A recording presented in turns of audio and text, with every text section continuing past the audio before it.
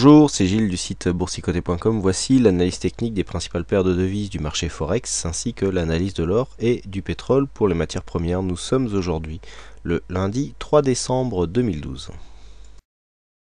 Et nous commençons tout de suite avec l'euro-dollar. Donc l'euro-dollar qui est toujours dans son mouvement haussier, mouvement haussier qui donc est régulier depuis donc sa sortie du précédent mouvement baissier, qui était ici à l'intérieur du trend, et donc cassure de la résistance. Et bien nous avons trouvé ici un support qui fait remonter les cours de l'euro-dollar jusqu'à une résistance technique majeure à 1,3076.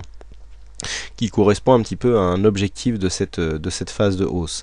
Donc on est ici sur une continuité, bon il n'y a pas grand chose à dire, on a eu une petite phase de consolidation ici, on a eu un beau retournement ici avec donc contact de la bolle, retournement ici du MACD avec une grosse amplitude, on était suracheté au niveau, survendu au niveau du stochastique, on était à la limite au niveau du RSI ici, et puis on est bien revenu se caler entre la moyenne mobile 20 et la moyenne mobile 20 exponentielle et la bande de Bollinger supérieure, ce qui caractérise donc une continuité du mouvement haussier, pardon.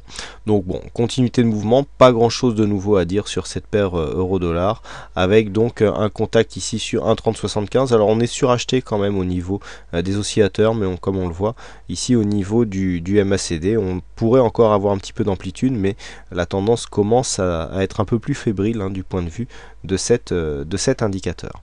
Donc euro-dollar toujours haussier, une phase de consolidation aussi sur les 1,3007 est à prévoir, qui est un 30,07 qui correspond à un précédent point haut significatif, donc qui pourrait zone ici, zone des 1,3076 qui a déjà été précédemment une phase de contact intéressante. Nous avons ici sur cette zone, là aussi, et quasiment sur cette phase là. Donc on voit une zone qui a souvent provoqué des phases de reflux, et ce qui devrait être le cas aujourd'hui au vu de la configuration technique que nous propose cette paire de devises aujourd'hui. Donc phase de consolidation, bien sûr, une cassure franche et directe des 1,3075 invaliderait totalement ce scénario.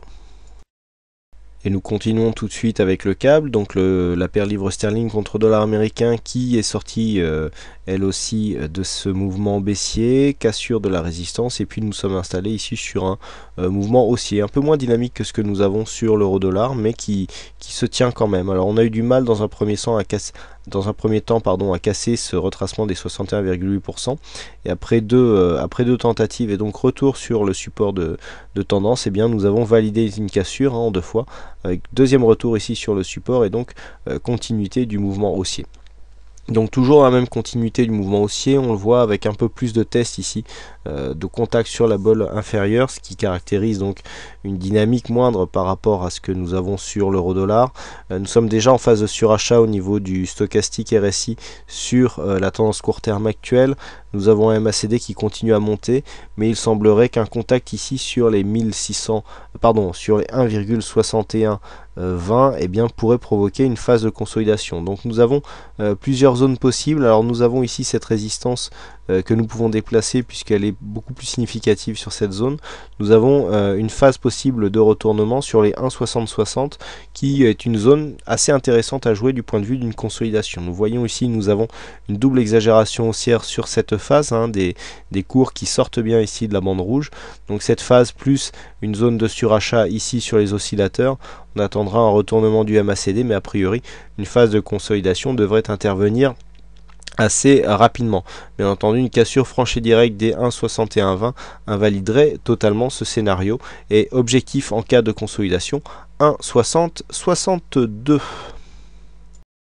Et nous continuons avec le dollar yen. Donc le dollar yen qui, suite à sa phase haussière ici et sa petite phase de consolidation, est en perte de dynamique. Alors je soulignais il y a quelques temps que lorsque l'on avait cassé ici cette zone, le fait que nous n'ayons même pas testé cette zone ici des 38,2% de Fibonacci, 38,2 qui correspondent ici à un retracement de ce mouvement haussier, lui très dynamique. Donc on aurait pu valider un drapeau, et je vous avais dit que pour valider un drapeau il faudrait valider la continuité de ce mouvement par une cassure ici des 82,84. Pour l'instant ce n'est pas le cas. On vient retester ici cette zone des 80,98, enfin 82 pour le plus bas du jour sur le dollar yen, et donc il faudrait vraiment maintenant redresser la barre pour s'attaquer à cette précédente phase de hausse. On voit que les cours ont tendance à s'aplatir et donc à perdre de la dynamique depuis la sortie de ce mouvement haussier. Donc tant qu'on reste ici au-dessus des 82, c'est pas trop grave, on est toujours dans un flux où les plus bas sont de plus en plus hauts, mais il ne faudrait pas qu'on traîne trop longtemps sur cette zone sous peine d'invalider ce possible rebond et donc de venir continuer sur un mouvement baissier. Du point de vue des indicateurs, on est clairement ici en phase de consolidation baissière court terme. Bon, on est sur une phase de continuité ici. On attend de voir lorsque la prochaine dynamique haussière surviendra, et bien de voir si celle-ci peut nous permettre de nous affranchir ici des 82,84. Donc confirmation du mouvement haussier de fond en cas du franchissement de cette résistance. Par contre, une poursuite de la baisse avec un franchissement baissier des 81,45 viendrait affaiblir la dynamique de cette tendance haussière. Continuons avec les matières premières et l'or. Donc l'or qui est en train de s'installer dans un mouvement baissier. Alors mouvement baissier qui n'est pas encore totalement confirmé puisque suite à cet accès de dynamique ici, alors on n'a pas cassé de précédent point bas significatif. Vous voyez, on est revenu ici sur toujours ce retracement des 50% d'une tendance qui avait eu lieu précédemment, qui était haussière sur l'or. Donc on avait mesuré ici, mais bon, depuis la cassure ici, ce retracement n'était plus valable. On l'a juste gardé ici parce qu'il nous donnait un support intéressant qui avait déjà été testé plusieurs fois. Mais bon, c'est vrai qu'on peut très bien le supprimer. Donc on a ici une zone de résistance qui est intéressante, puisque enfin c'est une zone de support, puisque nous avons eu plusieurs contacts sur cette zone, c'était support précédemment, et donc là le fait d'être revenu au-dessus donc des 1714, on est revenu chercher, vous voyez, la moyenne mobile 20 exponentielle, ça j'attirais votre attention dessus vendredi. On est venu confirmer le mouvement baissier mais sans valider un nouveau plus bas, et puis on est revenu directement sur la moyenne mobile 20 exponentielle. Donc là on est plus dans une formation en triangle que vraiment dans une phase de continuité. On n'a pas de cassure par nouveau plus bas, on vient par deux fois ici tester cette moyenne mobile 20. Il aurait mieux valu que cette dynamique ici pousse un petit peu plus le cours vers le bas pour vraiment confirmer le mouvement, mais là il est clair que dans cette optique, tant qu'on n'a pas une cassure franche et directe des 1706 dollars l'once, eh bien on ne peut pas dire qu'il y ait une réelle dynamique baissière qui se mette en place. Donc pour l'instant, nous sommes même revenus au-dessus des 1714. Un retournement est toujours possible. On visera ici une possibilité de retournement sur une cassure des 1730 dollars l'once, puisque nous aurions ici a priori une cassure de cette zone de point haut et un contact de la bande de Bollinger supérieure. Donc là, un peu dans l'expectative, on attend de voir ce qui se passe. On est plutôt neutre avec légère prédominance haussière sur la tendance court moyen terme, mais une attaque baissière ici nous serait signalée en cas de cassure des 1706 dollars l'once. Et enfin on termine avec le WTI qui remonte ici dans le haut de son range, puisqu'on a ici cette zone des 89, 80, 90 dollars le baril qui fait toujours office de résistance majeure. Rien à signaler de plus, une remontée technique. On a ici une phase surachetée avec un retournement du MACD qui est en train de se mettre en place. Donc il paraît peu probable que cette zone soit cassée dans les heures qui viennent. Je dis peu probable parce que rien n'est impossible en bourse. Donc pour le moment, nous sommes ici dans un flux court terme plutôt haussier.